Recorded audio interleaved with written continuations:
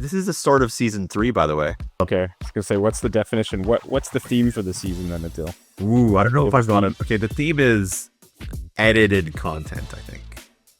Edited content, as opposed to like slapdash, like what? It's getting better. It's getting better. Who's listening to you guys talk shit for an hour? And it's like, that's a great question. The people who know us. You've done a reasonable amount of travel through your life. And I think it seems like you tend to go for like the adventure, the chaos, a little bit of unsettling, and like you thrive in that space, right? You're 62 again, and you meet this hot 53-year-old, right?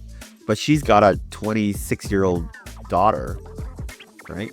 Yeah. And you now have kids all of a sudden. Man, when you're an old person with young kids around you, you need permission as a male, right? I feel that fear of like, I don't know who's gonna like stare at me and be like, oh, there's a pedophile right there. I remember having a lemonade stand when I was a kid and we charged 50 cents. So like, it's beat inflation. Like lemonade stands, lemonade has not gone up in price then. It's a very smart method. You're supposed to only charge 50 cents.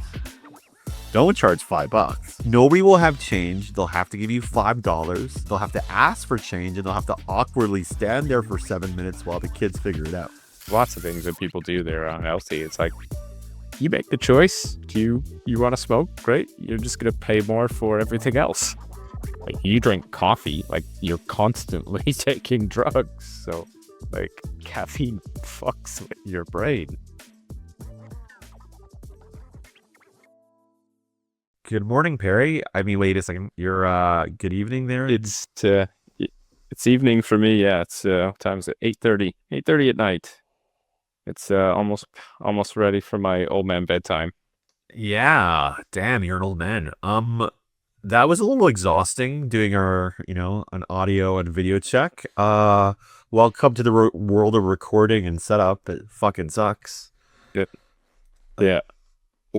So what time is it for you? It's 5:32. 5:32. So like you woke up and decided to have a podcast. You've had a coffee. Do you eat breakfast? Is breakfast a thing? You just drinking your coffee?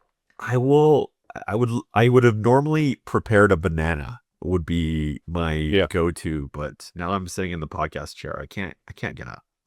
Eat ice cream. What do you mean prepared a banana? Like what preparation does it take? Ooh, this is an interesting story. Okay, yeah. Well, but prepared banana, I mean prepared the banana for the podcast by putting it on my desk near my ability to reach, right? Because once we're in a podcast chair, you can't move. You have to like sit here. And as you've, demonstrated to me, I'm not allowed to turn my head left, Yeah.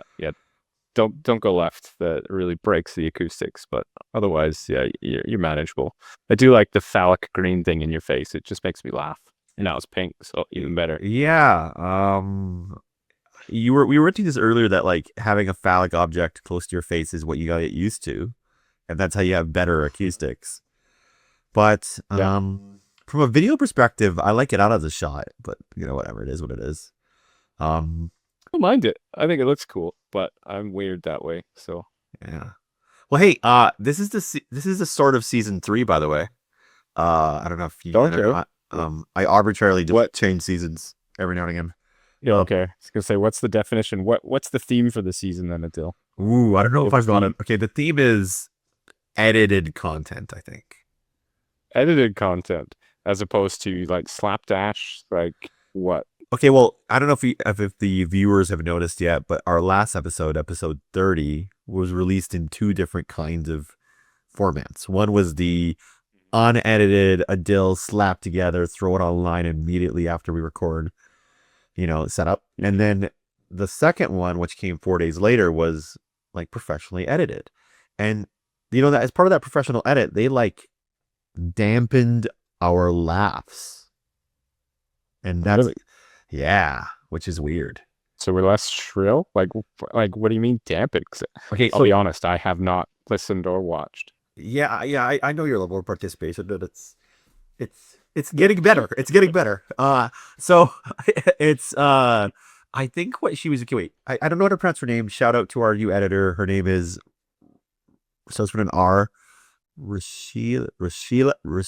I don't know actually. Wow, you really respect Seeing your employees, I love it. Wow. Employees, hey. Single-use contractor. Hopefully she edits this. We'll see how it goes. Okay, wait, So but we got an editor. okay, well, I'll give her props. She did some impressive things. We had, how many camera shots did we have last time? We had my beautiful face. We had your face in Japan. We had Chris and Ed on a couch, and then we had the fourth one, which was the room, sort of.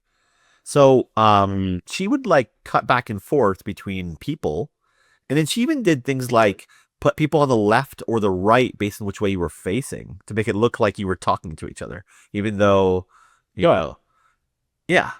So I might actually have to watch a podcast now. Like I'm old school in the fact that remember when podcasts first came out, it was audio only. But that's how I like absorbed them, and it was always music. Like podcast to me was music. So like this whole transition to video, it's just not my thing. So like I still think of podcasts as audio media. So I rarely, if ever, will watch a podcast. So yeah, I don't know what to say. Like different experience. Yeah. This is a video podcast, baby. And this is a different level. And okay, one thing I was mentioning earlier was that she'd made an executive decision to lower the volume of the laughter created by one of us. Yeah. So sometimes Chris would say something crass, and often Chris would say something crass, and then you would laugh or I would laugh, right? And she would take our volumes down a ton. She would be like, "No, the audience doesn't need to hear this laughter. You choose to laugh whenever you want to laugh, and you don't have to hear obnoxious laughter," right? I'm like, you know what? I like this decision. I didn't get the laugh track. Yeah. Yeah, you don't get the laugh track. You get a really subtle laugh track, and you got to decide which, Yeah. And it was you know what? And Okay. I watched half of the podcast or so, maybe about 65%, and I gotta say I listened to parts that I never even heard before. Like Chris would make a joke, real subtle, nobody laughed at it, and I was like, whoa, did he? I didn't even catch that when I was on air. Right? What the hell? And I think that's great that we have a different editor level now that maybe produces a content that's a little better. I can tell she's chopping and speeding it up and stuff, and I don't know. Yeah. That's cool. I'm curious how it'll translate to the audio because I'll be honest, I will still continue to listen to the audio. Like when I consume podcasts, I'm in a car driving somewhere or walking, and I'm just not interested in like staring at a phone or a screen. In most days and most times, like I just don't want to. So I'm curious. We'll see how it translates. I think she improved the audio a ton as well. That was her first step, and I think she's done a great job of checking levels and doing things like that. I'm really proud of what she did already. What was I going to say? You were asking me a question about the pod, which was who listens to this thing, and Yeah, actually, it was my lady friend was asking me because she listened to it and she doesn't know you, she doesn't know Chris, doesn't know any of our friends. She's like, "Who's listening to you guys talk shit for an hour?" And it's like, that's a great question. The people who know us. So, but I wanted to ask that question to you. Is like, yeah, Adil, like, who's actually listening to us? Is it our friends or like random people? Who's okay? So last listening list? Okay, well, I mean, we've had a total of like 4 comments on our YouTube channel, so not that many. All right, not that many people listen to this podcast, but that's not why we do it. That's the first rule of podcasting. Actually, is you do the podcast for yourself. For yourself. That yeah. Okay. Put a pin in that. I want to come back to that. Okay, keep going on analytics. 4 comments, I believe, are total received overall. A total of 30 podcasts. But there's the viewers range from, some of our episodes have 10 views all the way up to 200 views. All right. Some of our shorts, however, eclipsed 1,000 views per short. Is that a lot? I don't know. No, that's minuscule. It's tiny. But okay. I mean, imagine this. Like people are on their phone. There's like doom scroll, rejected potential, doom scroll, like immediately. Yeah. But it counts as a view. So like they saw my mug for half a second. So that's a win. Right. As far as I'm concerned. Okay. Um, Cool. yeah. But here's something. This is why we're in season 3, by the way, because the theme is we have an uplift of quality, which is better sound and better video.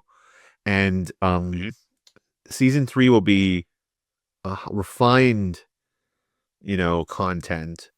And before you know it, there's going to be some marketing that's done. Like the marketing is what gets the randos to watch your podcast. So I bet you we have at least one rando, maybe 2, but maybe 5. It's possible. But also realize something, that a lot of the time people are not always up to date on their podcasts.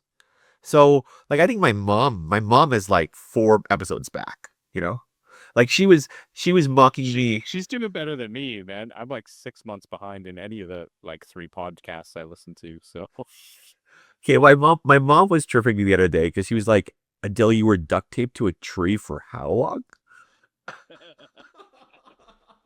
see, that's why I was debating. I was like, I don't talk to my parents that much because they're on the other side of the globe, and that's just like our family lifestyle. But I was like, maybe I should share this with my mom. And then I thought, I'm not sure she needs to listen to this, but yeah, we'll see. Don't censor yourself. Don't censor yourself.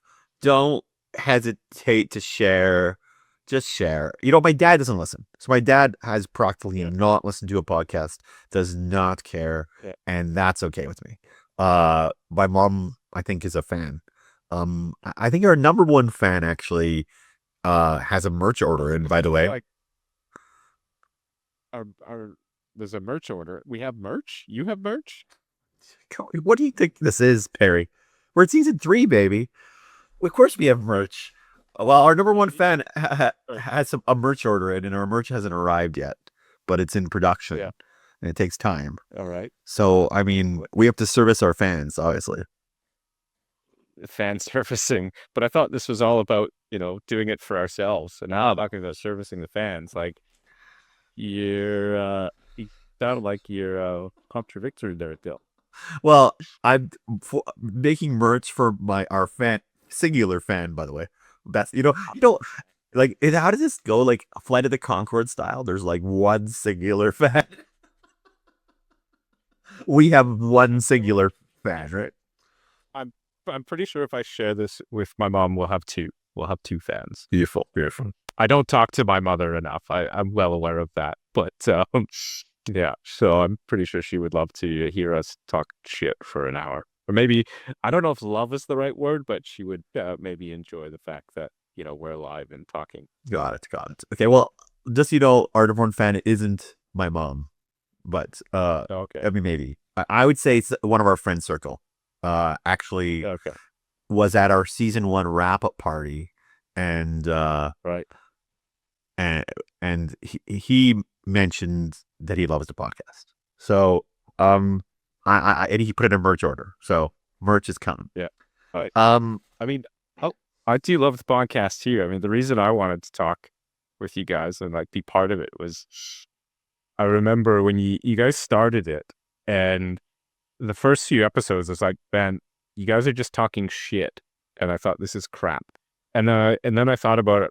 It's like, actually, this just feels like hanging out, like when we used to go for brunch and sitting like restaurants for like 4 hours and just talk shit and laugh. And it's like, actually, this makes me feel like I'm at home again, and it's great. So I'm a convert. Ooh, you got wore down. Okay, remember we did it. Me and Chris started this for ourselves. We used to go to smoke shisha and talk shit, and we're not doing this for anybody else. So like, the number 1 rule about our pod is, don't do a pod if you don't feel like doing a pod. Like if you don't feel like hanging out, don't do it. It's not the rule to show up, right?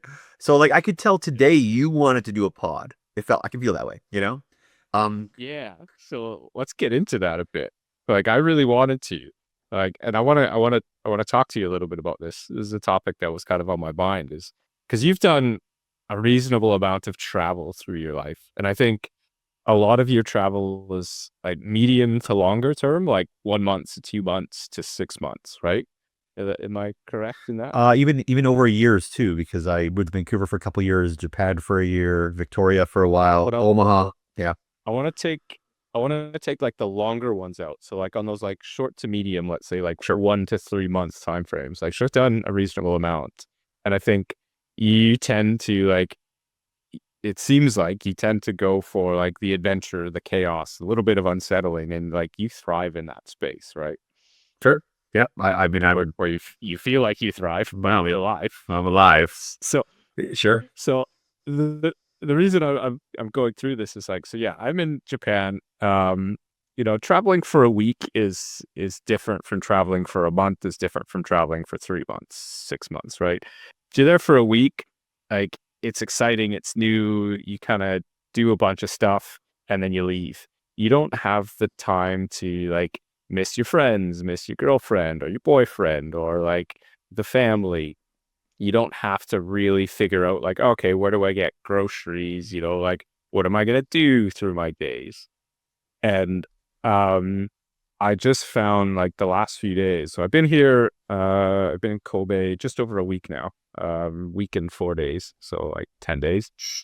And after like week, after say like day 5, I just started to feel like, all right, I'm settled into a routine, but now I'm feeling unsettled in that I'd like miss the connection with people.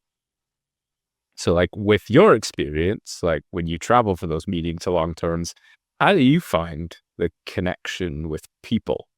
Knowing that you're also a bit of an introvert at times. So like, yeah, tell me a little bit about that. Ooh, trying to think that out. Um, Lucky enough, I have a network of people friends who we've upgraded to video calls and voice calls for longer periods of time, who live in other parts of the world. So even yesterday I caught up with my friend out of Poland. Or I guess he was in he's most of the time lives in Poland / Calgary, most of the time in Poland.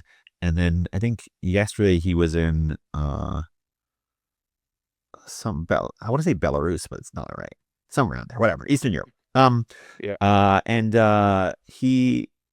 we talked for about 50 minutes, and it was very casual. It was very easy to be like, "Hey, you around? You want to talk?" And I find like I have online friends, so that's how I do it. Like Yeah. when we have this cadence of knowing that, hey, we're kind of lonely. You support each other with phone calls and video calls too. Yeah. So like we have one group that does it every month. And I have friends that I talk to in that way to get that personal connection. In person. Do you get Yep. more in like groups or more in just like short informal calls or like the how do you accomplish that? Sorry, a couple of windows here. Let's see here. Most of the time it's one-on-ones are best because they're easy to enjoy and not have dead air. Groups are less good. We have one that does work every month. That seems to work. There is some text messaging as well that's helpful. People leave some voice notes every now and again, which is good. Really digging voice notes the last like 6 months. Like before that, I don't think I really ever used voice notes. But the last 6 months to a year, I've realized how enjoyable they are. Like you can leave like a long rambling message for somebody and get one back maybe in a day or maybe in like 6 days or maybe in 2 weeks time. And it's just like, yeah, it's almost like the digital version of snail mail. So like, Yeah, yeah. feel nice. Voice notes are great. I think they're good. I also do talk to my parents regularly as well. I think I'm a good son in that way. Props to myself. Like here. Saying you called me a shitty son. That's what I just did. That's what I did. I'm hoping you said it's your mom is what makes it happen. She's gonna love you. What was I saying? Sorry, I don't know what I was getting at. I think what I was getting at was that actually, because I lived away for a while, I pushed really hard for video calling and long audio calls with my parents because of my sister was away as well. She's been gone for 16 years traveling, and she has kids. So like I've been trying to push this like video concept to everybody really aggressively over the last 10 years. So I bought everybody this like new Facebook, cameras that were on your TV back in the day where you do video calls really easily. I bought all this technology and then people it slowly like stopped working, but it got everybody at least in the mode of, hey, you have to talk to each other and try to make your Yeah. face pretty when you do a video call, And so I was just talking to my dad. My dad's in Africa right now, and we did a little video call just before when I was in the car the other day, and it was great. We had a little 10-minute chat, but at least I could see him. So I don't know. I've really pushed on this online side of things. I like it. It's something like, my like the way my brain works. I get used to it. Like I can get used to like the 10-minute calls, and then you have a scheduled call, and my brain switches modes. It's like, all right, every call has to be like a scheduled hour-long conversation. And then it takes me a while to come back to remember, like, no, you can just like pick up the phone and call somebody for 5 minutes. Like that's still okay. Okay, here's what I do. Actually, I have a line for it. Yeah. Wow. When somebody starts texting me over text message, I write back if I don't want to text them. I literally write back free for a call. Yeah. Instead of answering their question, I say, I don't want to text you back because this sucks. Texting sucks. I say, hey, I want to catch up with you because I want to talk about this. But instead of like giving them the details, I like hold back the urge and I'm like, no, wait for the good stuff, right? So I forced a call, and then also I really forced people to be like, are you sure you can't do a video? But let's do some video, like as a drug kind of thing. And oh god, Let it see you. exactly. So like I mean I've always had good video. I always try to have good lighting. I always try to like create an environment for my friends that I'm talking to if I can. And Yeah. people return the favor if you do it. So it seems like it kind of works if you can get people along, right? Yeah. I feel like everybody is pretty hungry and happy for connection. It's easy to forget to do it, I think. And so, yeah, back to that is, the reason I really wanted a chat today is like, I want a longer chat with somebody. Like, I actually want to spend some time just catching up. And, yeah, because it is definitely isolating, like being in a place like Japan. Even though I have some friends here. I went up to Yokohama over the weekend Cool. to hang out with one of my friends that I come to work with, and he's great, English speaking. Well, he's from England, so that was great. And he introduced me to a bunch of friends. But then, come back down to Kobe, and it's very much you're just in the Japanese environment. And as much as I want to learn and want to spend time learning Japanese, I haven't got there yet. Like I have my books, but I've tried to open them a few times, but my brain's just like, nah, not right now, Perry. What did I teach you last time? Do you remember? You tried to you didn't teach me anything. You tried to say you should teach me how to thank the chef. Yeah. And then you got embarrassed because you didn't know how to pronounce It's gochi-sama desha. Gochi-sama desja. Yeah. Yeah. Gochi-sama desja. Okay, the last bit is wrong. I know that already. And nobody says the last bit anyways. So the casual form is just Gochi-sama? perfect. And trail off the sama. Gochi-sama. You'd be like, gochi-sama. Mm. Got it. So like, All right. but so the full phrase is gochi-sama deshita, but nobody says that. So just do a quick little gochi-sama, and then it's definitely just like, ooh, damn, like they do not see that coming ever out of Westerners. I know. They seem to love my pronunciation of arigato gozaimasu. So every time I say that, they're like, "Oh, you know Japanese." Oh, they don't. are mocking you. They are mocking you. They are literally saying, nice try, foreigner. That was trash. Okay, throw this one out in Osaka, okay? Okay. Okini Okini. means thank you in Osaka. They have a different Yeah. word? Yeah, they have their word for thank you. That's how you say thank you in. Are you bullshitting? No, I'm not bullshitting you. Okini. I lived in word. I lived in Osaka for a year. I know this. Okini is how you say thank you in Osaka. We were It's in Osaka.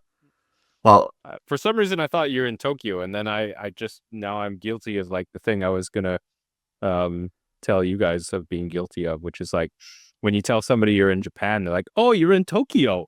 It's like when you tell somebody you're from Canada, they're like, "Oh, you're from Toronto." It's like, oh man, there's other cities here. okay, Perry, you know Dozo, right? No, You don't know Dozo. Wow, okay, you should know Dozo. no. Dozo There's a lot of things I should know, but yeah. Dozo means go ahead if you want somebody to walk in front of you at like a store or something. Yeah. So that's one way of saying dozo. There's another way to say dozo, and I forgot now. It'll come back to me later. So imagine like you're confronting somebody on the street, and you're like, should you go first or should I go first? Right? You can gesture, but just say dozo. Go ahead, dozo. Yeah. Right? A little kid's going by or whatever. Dozo. It's fine. Yeah. All right. So I would say How did you learn your Japanese? Like, oh, just looking like a fool in an hour. I lived out an hour outside Osaka, and I was an English teacher for a year, right? A year, 7 months, whatever.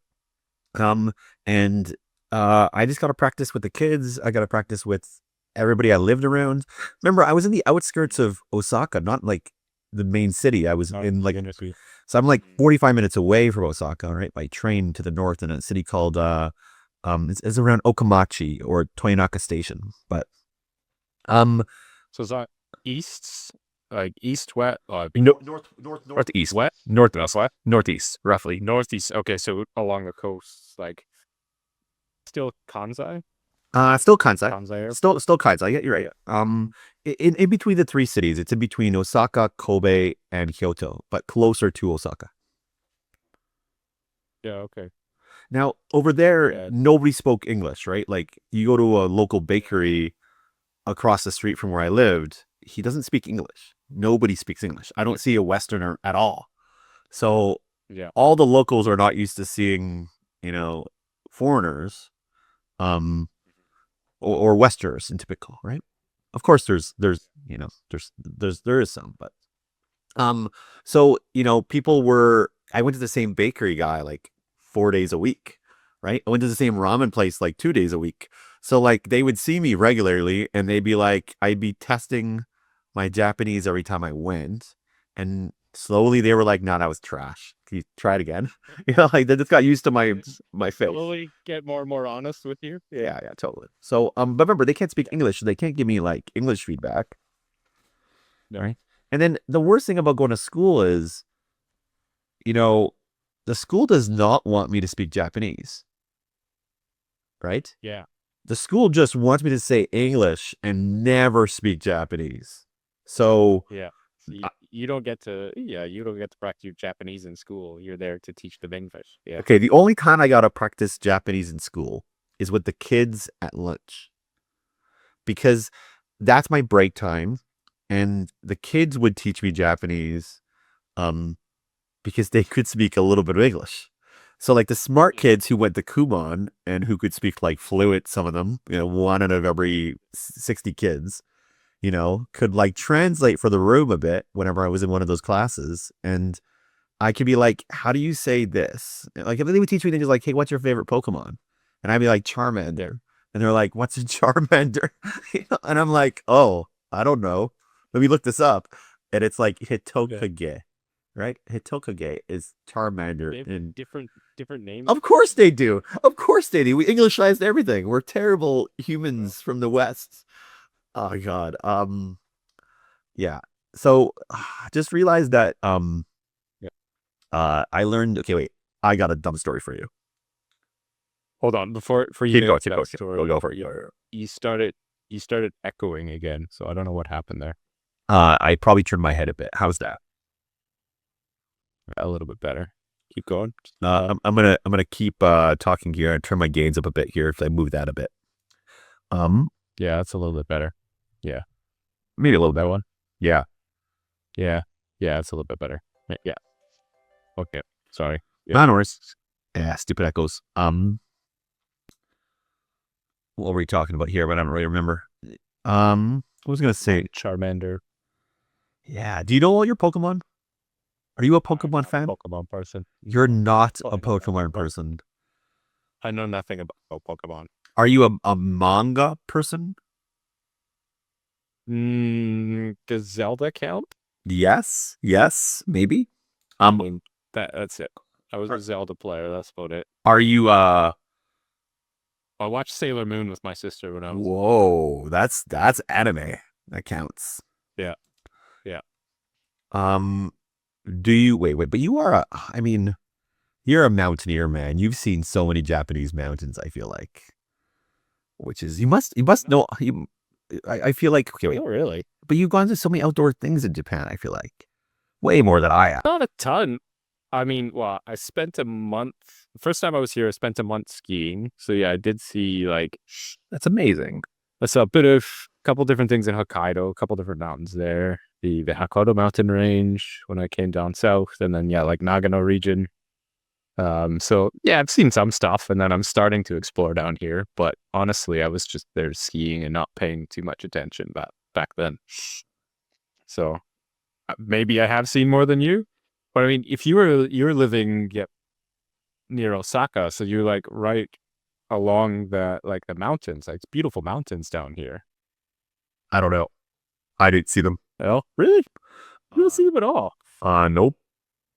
I So I feel like if like you go from east to west, like say Kobe, right? Okay. Kobe along the coast is like very industrial, and then as you move west, you get closer to the mountains and you get like richer and wealthier, and then into the mountains and like the forests. As you always have forests, maybe like a 20-minute walk. Okay, I went to Kobe twice when I lived an hour away from Kobe, by the way. An hour to 15 minutes. And Okay. twice I feel like barely there. And it was cool. I gotta say, like it felt really hilly. Maybe there was some mountainous side of it. I remember walking uphill a lot in Kobe. So I vaguely remember that. Beautiful. But to be honest, we didn't go to Kobe. I wanted to go one more time to Kobe to get something, but we just never made it again. Went to Kyoto a handful more times. No, Really, you're a beach guy. I love beaches. Yeah. Yeah. There's a really cool beach and a really cool bridge. It used to be the world's longest single span bridge. Whoa. So you got to realize the thing. We were working 5 days a week. So we were tired after a week of hard work. My brain's on fire from learning Japanese every day. Like Yeah. I'm exhausted. You know how tired you are? Okay. You finish a long, work shift, even though this is a Western work shift in Japan, and you're bicycling home and you're going to the grocery store to get like regular groceries, and you have to deal with things like, I don't know where this is, and I don't speak Japanese, and I have to talk to the clerk, and this is exhausting on my mental brain. Like just constantly trying to be a foreigner is mentally exhausting. Well, that basic life admin is not natural anymore. Like you got to learn how to do that all over again. Like you go up to the till and the clerk is like, do you have a point card? And you're like, I don't know what you said. And she's like, do you have a point card? You're like, I don't, why? Fuck, there's a point card system. Do you not know what it is? And you're like, why? Buy my groceries. And then she's like, do you want a bag? And you're like, hi. And then she's like, oh, God damn it, you fool. Right? So that's what it feels like. Yeah. To go grocery shopping when you're a foreigner and you're tired, right? But what are you supposed to say when somebody asks you for a bag? I stare dumbly because I don't understand the language, and I shake my head no. What should I say, Adil? Teach me. Fukuro. What's the word for bag? Fukura. Fuck, I don't understand. Fuck, it's an F word, and but the more important one is iranai. Iranai. Iranai means I don't need. Iranai. So if you just say fukura iranai, the first word doesn't matter because they won't even hear it. is the F word, right? It just starts with an F or something. I don't know. I'll look it up later. Yeah. But year 9 is just I don't need, right? So it's like, do you need a bag? No, I don't need it. And she's like, yeah, of course not. Yeah. Nobody needs bags because you're responsible and brought your own bag, obviously. Yeah. Right. Man, the recycling here is quite an experience. Like the sorting of the trash and all of that. Like there are 4 different bags, and they're very strict about it. I'm kind of terrified to take my bins down tomorrow. Yep. It's difficult, man. It's difficult existing, especially outside of the tourism side of Japan, because the rules are really intense. Yeah. Yeah. Yeah. But you'll learn it. You just gotta practice it.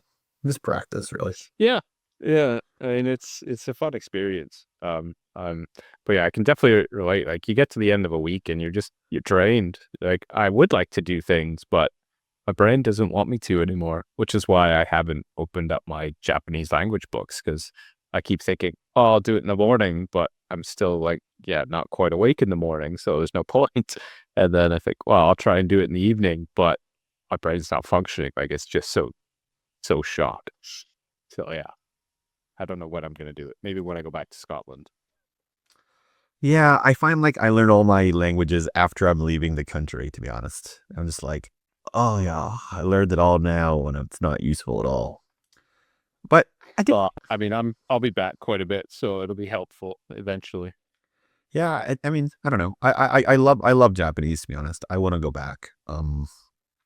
I really did enjoy being there, and it's one of my favorite countries as well now. So if I can go back, I will. Mm. Yeah, I like the culture here. I like the food. I would not want to live here long term, but I do like the longer visits here. Mm. Yeah, I think I give up. Just like Chris came back from Germany. Me and Chris were talking about this on a few pods. Like, there's a light switch moment that occurs when you realize, no, I don't want to live here for the rest of my life. And that occurred to me in Japan. I gave it a solid shot. And then there was a day where I was like, nope, I am not living. I was just light switch. I give up on They're like, living in Japan forever. was it like a needle in the haystack moment, or like an epiphany, or what drove that? Oh, I don't know what the epiphany was exactly. I don't know if I can describe it.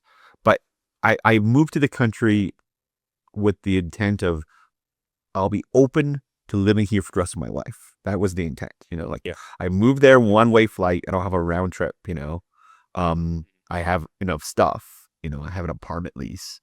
And, like my goal was like, hey, not goal, but I was like, hey, if I love this, let's just stay here forever. Right. Yeah. But then I just saw into the future of my future life, and it just looked hard. It looked too hard. Yeah. And I was like, I don't love this enough for the rest of my life. Mm-hmm. Fair enough. Yeah. It just hit me. And then I was like, all right, I'm not going to live in Japan the rest of my life. So thus I can now be relaxed and I'll come back, but I can go now. Yeah. That's fair. I've had a few of those, like, I've been in the UK now since 2018. And like when I first moved there, I thought, I'll give it a chance, like 2 years, and then see where I want to be. And I definitely had that living in England, where it's just, nah, this is not where I want to live. I don't want to be here any longer. Like it's time to go. And then I lucked out and spent some time in Scotland and thought, nah, this is a cool place. I could be here for a while. And now I'm still kind of on that revolving. I don't know if I'll stay there forever, but there's nothing that's like just made me feel like I want to leave Scotland, which is kind of nice. But it's also not like a fuck yes. It's not a fuck no. So it's kind of like, I don't know. I don't know where I want to end up right now, which is kind of weird. I think that's not terrible to be there. Experience, I guess. I think that's just normal. I'm in a Calgary mode right now, which mostly because I have this domicile, and I think that's okay with me. Yeah. I think like I do love coming back to Calgary, and I think if there is the right thing to take me back to Calgary, mostly employment, because I like my work and I like the work that I do. if there was interesting work, I would go back to Calgary. But there's just not interesting work for me. Yeah. I feel like currently I have interesting work because it's mostly remote stuff. But it's challenging right now. But I feel the same kind of mindset. Like as soon as it stops being interesting, I look for the fences. I look for the exits, Yeah. Yeah, I suffer from the desire to enjoy my work. I feel like life would be easier if I just if I could treat work as just a job, but I like to enjoy what I do, and I'm lucky enough to enjoy what I do. So yeah, why would I give that up? Go have some kids, change your perspective. Yeah, why do you say that? I think this is an adage.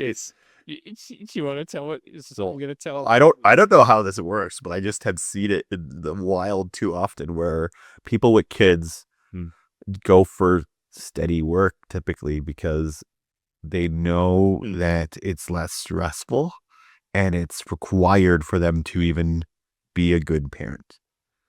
Because if they would be a bad parent if they kept their selfish desires / chaotic desires, or they just find that it's too much to juggle, to be honest.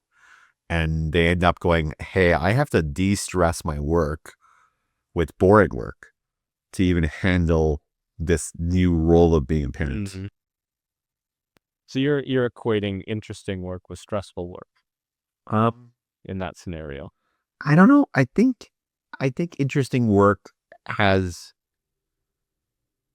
the demands that are challenging or I don't know, stressful, or there are these aspects of it that make it desirable.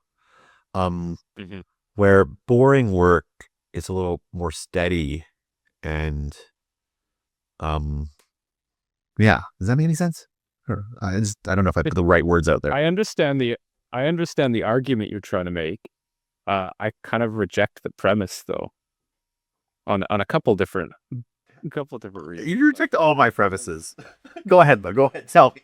Which is why I like talking. I like talking to you, Adil, because it's like we approach life slightly differently. But anyways, yeah. Why do I reject your premise? We'll go back to that other topic another time. But like, I think I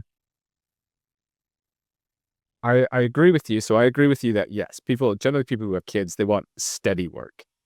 Just because it's steady doesn't mean it has to be boring, but they want that, like, you're no longer responsible just for yourself and your own hedonistic ideals, right? You have other people that rely on you. So you do need to have either real confidence that you can drag yourself through the mud and support people through whatever endeavors you're doing, or just take a steady paying job. But I don't think that, like, I would say my job it can be a very steady job and it's interesting. So I don't think that I don't necessarily means steady is boring. I think for a lot of people, maybe it does, because like they have other limitations, but I don't think it's a limitation of type of jobs that are available. I agree with some things you said there. Okay. Yeah, I'm trying to. There's nothing really that I disagree with, to be honest. I kind of forget the point I was trying to make, but I don't. I'm not a parent, so all I have is a dog. But I can tell that my dog alone is a dependent, and I look for a steady kind of work for her too. So like, I tell my home, you can feed her, you can walk her, like all of that. My responsibility is like every week I have to be in Calgary. So even now I'm like, oh no, I'm going away for a 3-week trip. I'm getting rid of my responsibilities for my dog, because even though I have a partner who can handle 2 of 3 of those weeks if I time it out correctly, there's a week there I'm, asking for a favor. So, um, I need to reconcile that. And, what was I going to say? I was really just getting at that, like, I pick my work now that can support my dog, right? I pick my vacations that can support my dog. I don't want to fly across the world with my dog. I want to drive with my dog, Fair enough. Yeah, I think things like that, like dogs, children's, they focus your life on different areas. Like, so they I think they can be grounding for certain people. They can be focusing. So I think, yes, but you have to be aware of that, and you have to accept that that's what you're getting into. Ooh, well, that's the hard gambit. Sometimes you just don't know. I mean, Lyric was supposed to be a guide dog, like Right? she was supposed to go to work. Um, Yeah. and then, What happened? well, Lazy bitch. I don't know all the specific details. We had to give her up. She went to Ontario to go to guide dog school, the Harvard of guide dog schools, right? And then she did her first, semester, and then was like, this place sucks. Can I leave? That's my understanding. She got kicked out. I don't know if she was too smart for that school, or she didn't pass her entrance exam. I don't really know, to be honest. It's not you. It's not you. It's us. I swear. It's not you. Hey, Bill Gates dropped out. Who else dropped out, right? But I think she's so when she came back, we had the choice. And again, it was a no-brainer for me. I wanted to immediately say yes. It was difficult to say it. I don't know if I thought of all the ramifications, to be honest, but Most people don't. Like, most people are just like, they're led by like an emotional desire. Like, I want the dog that I can love and they can love me. And the same thing with children. But yeah, yeah. they're just like, I just want children. I'll make it work. Okay, wait. I just saw into my future. This looks terrifying. Uh-oh. Yeah. Oh, shoot. Okay, so I always had a weird rule, which was if I don't have organic children, I'm okay with, is that the right word? I'm okay with fostering kids, right? Okay. Like, Yeah. so I'm okay with fostering kids, right? Which was always or adopting kids. It doesn't bite me at all. So I was just imagining my foster parent future where I commit to this kid for a year, then all of a sudden, you know, you have this choice again. It just dawns on you, you've adopted a kid, right? Ah, Right. same thing as, lyrics. Kids are a terrifying thing. Um, like, I've always been like it's been easiest to be like, no, I don't want children. I remember really wanting children when I was younger, when I didn't know anything about like the responsibilities of being children. I was just like, my dad is a great dad. He was a wonderful person to me. I want to do that to somebody else. And then I started like interrogating my feelings, like, why? Like, why do I need to do that? What is it about it? And so like I went through a bunch of like thinking, and it's like, I don't need to have children to do that. Like, mentoring and like having like young friends is like stuff like that I love doing. And children themselves are still like, yeah, I'm not sure. I'm not sure if that's a thing for me, but I'm also like not against it. So it's weird. Well, I got some good news for you. You've got lots of time to decide. I don't think that's necessarily true, right? It depends what lifestyle you want to live. Like, yeah, sure, I'm 40. I could have children for the next 40 years if I wanted to. Perfect. You got 40 years. Like, You got tons of time. Yeah, but like, then you have the thinking like, okay, let's say I have kids when I'm 50. Sure. I'm going to be 70 when my kids are 20. And like, am I going to be able to do the things I want without? Who cares? What do you mean? If it's binary, have kids or don't have kids, wouldn't you rather want to have kids? Does it matter that you can't throw the football straight anymore? Like, whatever. Like, But I'm not like, for me, I would never have kids for me. Like, it's not like the binary, I'm going to have kids and I must have children. oh, you have to have kids for them? Who are you supposed to have kids for? What? Who else do you have kids for? I don't understand this concept. What? you have kids for like a partner, for a relationship, for a different adventure, right? What? Okay, wait. Really? Is that how that works? Oh yeah, I don't. I haven't. Everybody has their own reasons for having children. Like you don't have to align with my reasons. I've honestly never even asked the question, so I'm actually asking the question now. Why Okay, really?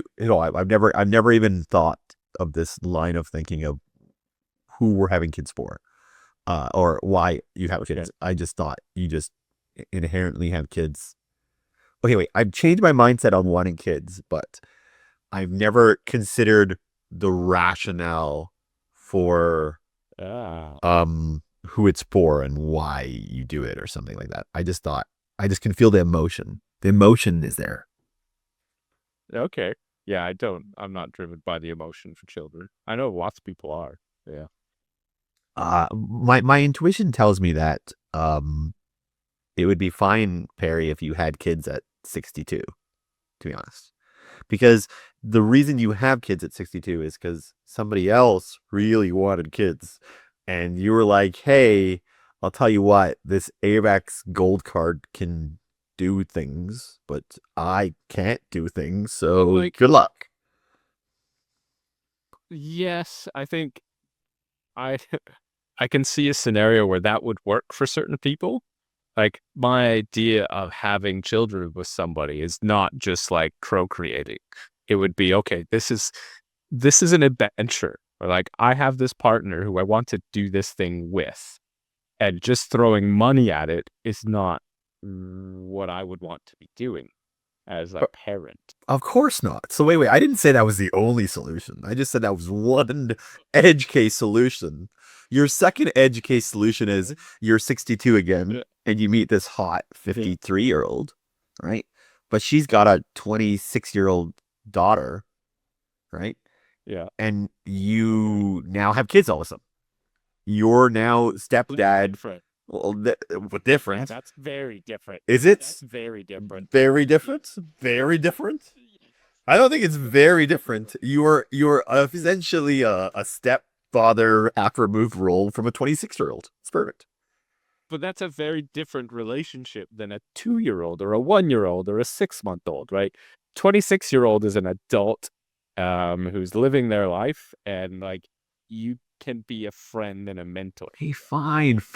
You're dating a hot 21-year-old with a 2-year-old son, and you're 62 still. What's wrong? I don't understand. This is the same edge case scenario. You have a 2-year-old now. But that's the same as my original choice of like first of all, I don't see myself being that interested in a 21-year-old when I'm But what if she's interested in you? You know, like, okay. what if there's like, what we're really just getting at is there's a lot of different edge cases, and you'll find yours, Perry. You'll find yours. It's what I'm getting at. Good luck. I'm just okay. Sakes. Okay. Uh, yeah, let's segue here. It's like I just don't know what good it is. I'm being funny. I got it. I don't know. Okay, here's what I've noticed. Some of my friends, um, some of my friends are more step parenty now, and Yes. and I found that's a version of having kids. Obviously, not the traditional path. And then what also I found is that, and some of our friends have done that actually, you know, have done that kind of thing. The other thing I noticed was that was one way of, being a parent, but there was one more that actually surprised me. And it was part of your community. There's younger people that you Yes. want to help and mentor. And it's a version of tribal dynamics and being a responsible, older person. So I don't know. There's versions of kids out there. And see, that's where for me that when I interrogated myself early on was like, what do I like about the way that my dad was a dad to me. It was like he was mentoring. He taught me things. He treated me and taught me respect and how to be an adult. And like that's the kind of thing that you're talking about. It's like you can be part of a community, you can mentor personally, professionally. Like there's lots of ways to get that doesn't have to be through having children, which I think is where I kind of decoupled the idea of the emotional connection with my own children and the need to, like, I don't know, carry on a legacy. It was like, I can share my experience and my knowledge in a different way than like having to have my own children. I completely And I agree. think I think a lot of like the way modern families raise children is unhealthy in a lot of ways. Like you look at the nuclear family where it's like two parents or like one single parent or two like separated parents, and they're trying to like raise children by themselves. And you mentioned your dog, and you're like, oh, I go away for 2 weeks and then I have to ask a favor and I feel bad. And it's like, imagine your dog was raised by your community. So you weren't the only one responsible. It was a communal dog and everybody loved the dog. And you had parents and friends and everybody around the neighborhood. It's like, don't worry, Adil, you go away for a month. We'll take care of the dog. Come back when you're ready. And I think a lot of like our Western culture, we just get obsessed with children and like, I have to raise them the way I want to, and they can't be exposed to other people, and I have to be responsible. It's like, well, kids are resilient. Like, I think the more adults they have in their lives, the more ways they have of like observing different relationships and learning how to be an adult. Because like, not everybody's perfect. Anyways, that's my rant. I like your rant. It was a good rant. Great job. It reminds me of what happened to me yesterday. Okay. Two scenarios where I encountered children. I'll talk about the second one first. I went to a great burger joint on Edmonton Trail. Classic burgers, not Peter's Drive-In. Which one? Boogie's Burgers. Yeah, I love Boogie's Burgers, right? Okay, so went to Boogie's Burgers after a movie thing. Actually, saw Chris. And it was a huge line because it's a busy, warm weekend. So I've kind of gone on a tradition here. When I go to Boogie's and wait for a takeout order, I just get loonies and play pinball. Yeah. So this time I got like 8 loonies because I was like, there's a long wait here. It's gonna be like 30 minutes before I get my burger. So let's do it. Just before I went to the pinball machine, there's these 2 kids who are like hanging around, and their mom is around there, but they're like kind of around the pinball table, but they don't have any money or not much, whatever. So I was just like kind of like squeezing there, and I put my loonies down, and they kind of surround me a bit. Like they want to watch me play, right? And Yeah. I had a little moment where I realized that they wanted to obviously play too, and I had to share essentially. Yeah. But it was awkward because, man, when you're an old person with young kids around you, you need permission as a male, right? Somewhat like you have to. I feel like that's changed significantly in the last like 10 years because I feel that fear of like, I'm really afraid to engage with young children because like, I don't know who's going to like stare at me and be like, oh, there's a pedophile right there. But like, you go back 10 to 15 years and like, you watch my dad, he sees a kid and he's just in there and he's like a child himself. And like, nobody looks at that and is like, oh, there's a creeper. But I feel like I look like a creeper. Like, so I don't know why. The boys both wanted to ask me, can they play, right? So I said yes immediately. But before I let them play, I walked over to their mom and I said, hey, can they play? It's because I realized that like similar to like dogs, you have to, like, can I pet your dog? And I realized I should ask because I don't. I hope you didn't ask to pet the children. No, it's too far. So in the end of it all, like we read through my loonies really quick because these two kids were trash at pinball. And this is a really hard machine. This is RoboCop. It's one of the hardest pinball machines. The balls just go right down the hole, like you lose it instantly. It sucks. Uh, but regardless, they had some fun. You know what? I was like, I'm only gonna lose 3 loonies, and my burger's gonna be here. I used all 8 loonies, and I still have to wait another 5 minutes. Um, but it was $8 well spent. well spent, well spent. I think. Yeah. Okay, you want to hear the first story? This one Yeah. was a little more awkward. Oh boy. Um, okay, I've an analogy when people ask me for advice for businesses. I say, have you opened up a lemonade stand? Is my analogy every time. Okay. And I always characterize, have you even ran your first business? Did your parents give you this lesson?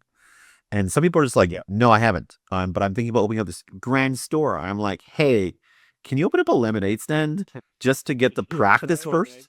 Right? Like, can you just do a lemonade stand this weekend? And I'm not even kidding. I'm just like, please open up a lemonade stand. That's the best way to learn. Right. So literally I'm driving, I'm gonna go pick something up on Marketplace, and I see a little lemonade stand with like 3 tiny girls. Right. And I was like, oh my God. I have to go up and buy lemonade. That's just a rule I've set for myself now. Every time I see a lemonade stand, just because I'm just like, Yeah. I told people to open up lemonade stands. I have to support lemonade stands, right?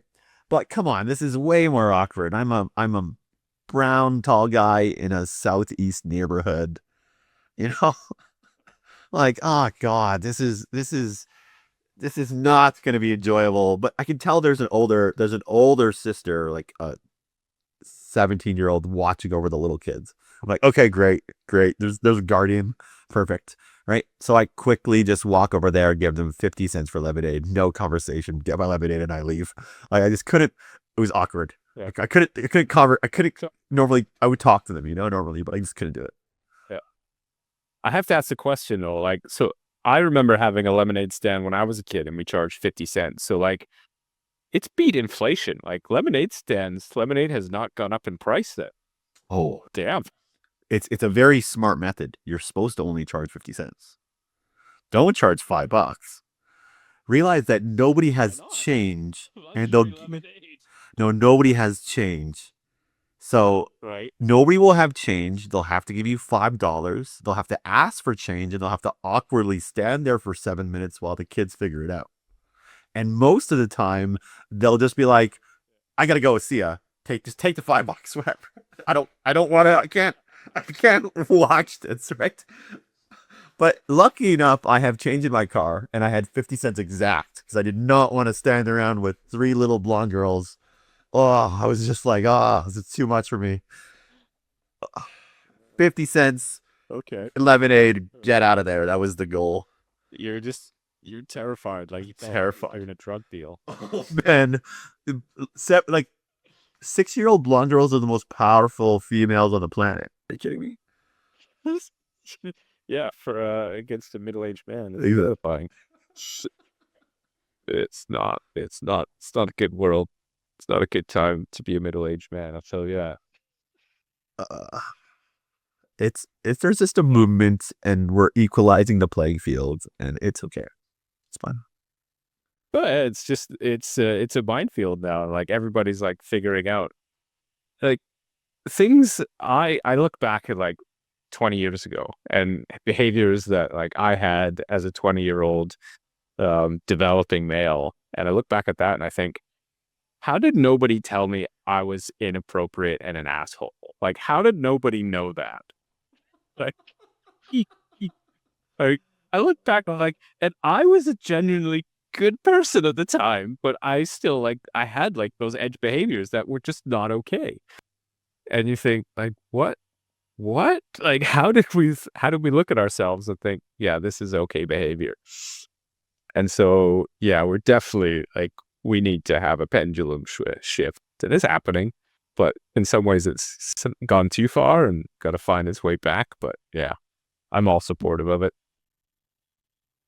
But it also makes me terrified. It's like, you don't know who's going to go off the handle for something that is like an honest mistake. Yeah. I mean, okay, I think, ooh, this is the gambit of like somebody filming you, without your consent. And I think, I realize what the solution is though. It's just you have to be stoic. Okay. Just stoic. Just no emotion. What do you mean by that? Don't let somebody rattle you into a YouTube clip, you know? Oh, no, definitely not. I think just Like, be boring and stoic and um, great, great at that. I'm really boring. they can't really make you look that bad if you're stoic and boring, you know? Which is very hard for me to do. Like I want to be the life of the party, Yeah. and make this a good marketing video. So I'll start producing if they start filming me, I think. You know? I'll be like, wait, can we reshoot that, please? Let's see if we get this other angle. Can we really shoot that? I can be way more awkward and really inappropriate. Like, please. Oh, I think that's exactly what's gonna happen if somebody were to pull that off. But oh man, it is challenging. Oh, that was abuse. Yeah. Oh, you know what? I gotta be careful because I realize I am an old man in some ways, and um, the old is out. You're not allowed to do old things as much as you used to be able to. Like, What do you mean? like it just the things that I love aren't some things that I like aren't okay anymore. That sounds worrying. Oh God, sorry. Like simple shit, like I don't know how to explain this. Like I don't know. Know the deal. You cannot go streaking down the street in your like nude look in the middle of the day. That's not okay. It never was really, unless you were In the '70s, it was okay. Okay, it was okay in the '70s.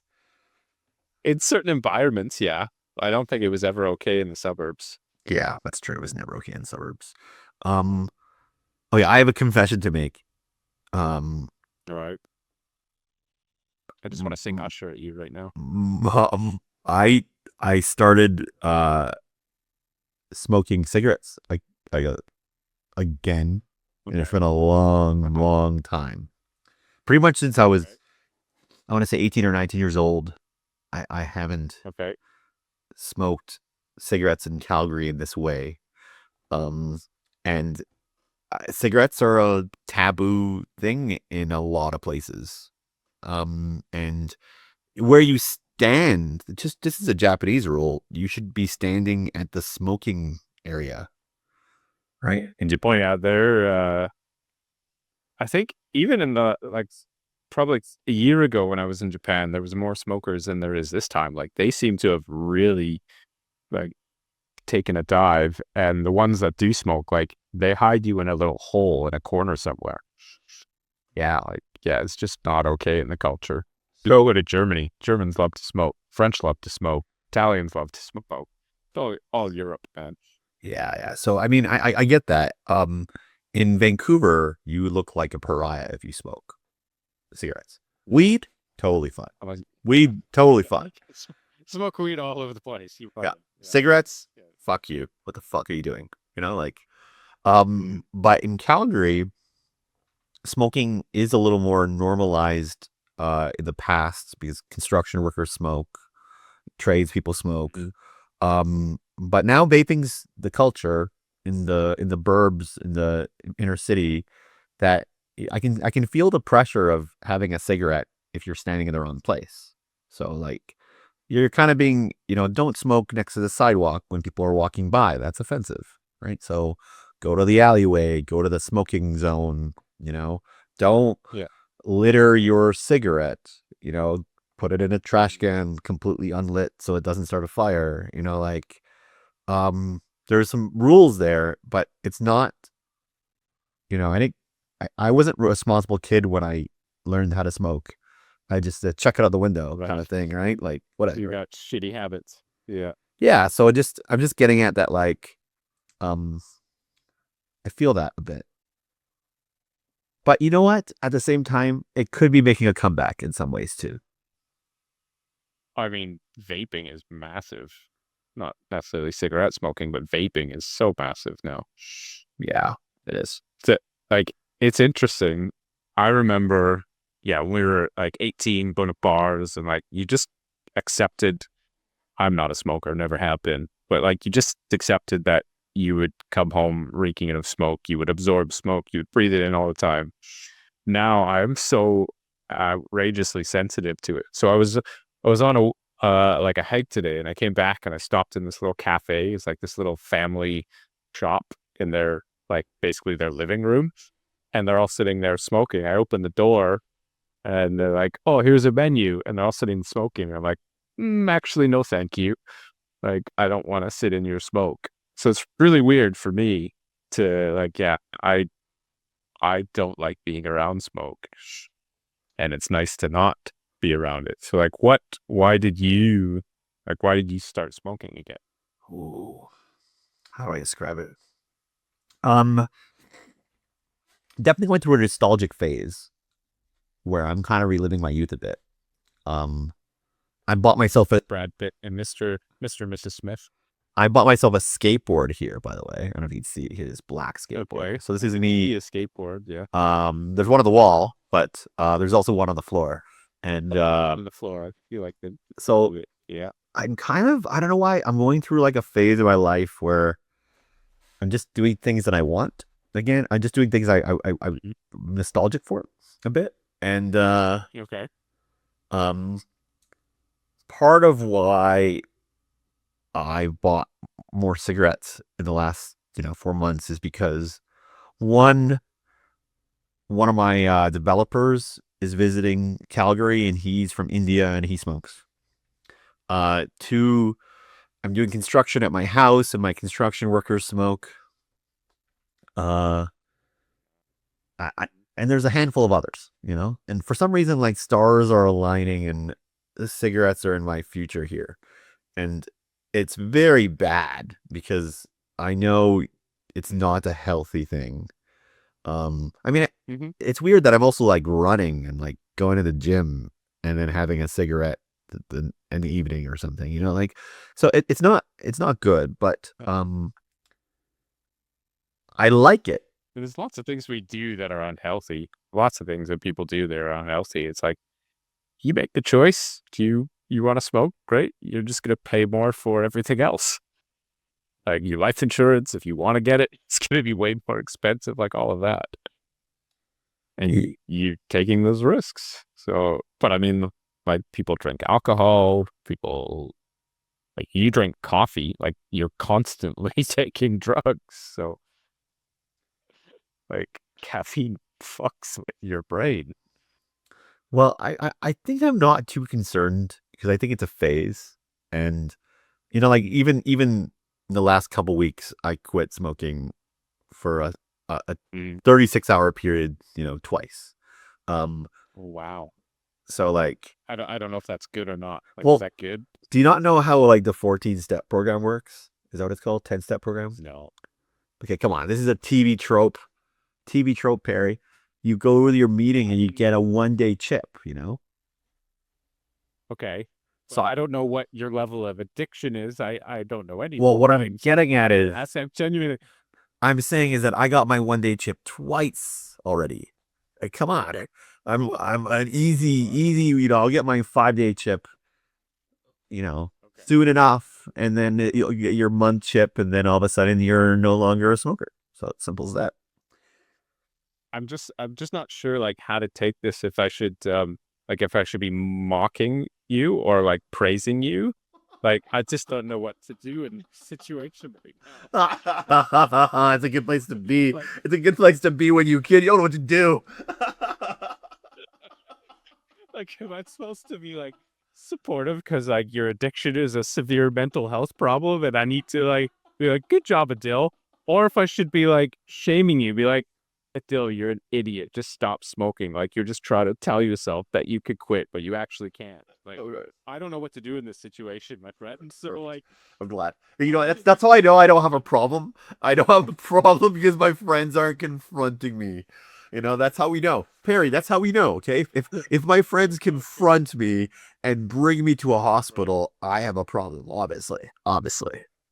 All right. Fair enough. Yes. Okay. Yeah. Yeah. Yeah. We can relate to that one. All right. Well, yeah, I'm not seeing the problem, but then also you could be like, as soon as we get up camera, you're chain smoking 3 packs. So I don't know. Yep. Agreed. I think you said something a second ago about coffee. Um, and then we'll have to wrap, by the way, because I have to get my day started. Yeah. Coffee, man. Okay. Do you not drink coffee? No, I don't.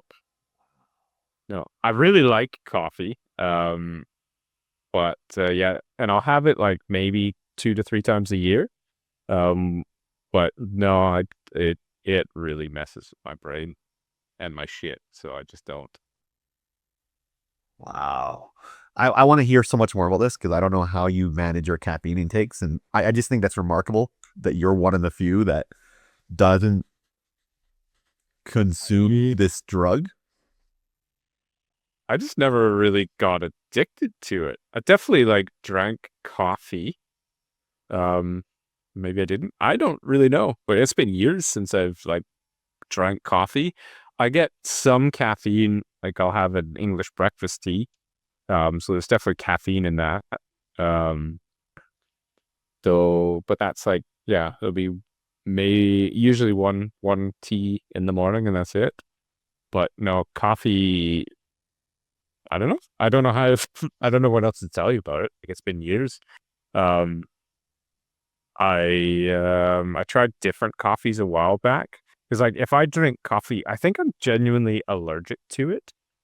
I don't know if it's the caffeine in it or the beans or whatever it is, but I'll get like it makes me really jittery and then I'll get a massive migraine and then I'll pass out. So and I'll often sneeze when I drink coffee. So even though I really like the taste of it, yeah, it doesn't like me. So No. it's just not necessary for me. And also I have to be really particular about my sleep and caffeine intake, so I just cut it out. I need to do a reset on my caffeine habits. I believe that's an important thing, and coffee is definitely one of the ones that I need to work on. I have done this before though. I have gone from 3 cups a day down to 1 cup a day. So I know that method. But going from 1 cup a day to zero is interesting. I give myself at least Yeah. a day or two off a week where I don't drink coffee. Instead, I'll drink tea. Um, Yeah. I think the problem is I like latte art, and I have a fancy espresso machine. So Oh, that's fun. Yeah. I think a lot of people, especially like a lot of people that are like in like the hustle or in general, like, well, this is a whole different tangent, but like nobody's normal. So let's talk about neurodiversity a little bit. Like nobody is normal. Everybody's got some characteristic that is like just different. ADHD, somewhere on that spectrum, and a lot of people just self-medicate because like caffeine is one of those drugs that helps people with ADHD. It gives focus. Some people it does. Some people it helps them. The same people that could be medicated with uh I can't even think of the other drugs right now. I've tried them all. But like a lot of people just self-medicate with caffeine because it fires your receptors faster. It just gives you like more stimulation, which just seems counterintuitive. But when then you look at the science and like why people with ADHD can't or that difficulty focusing, like that's one reason. So I think a lot of people need caffeine because they have undiagnosed ADHD.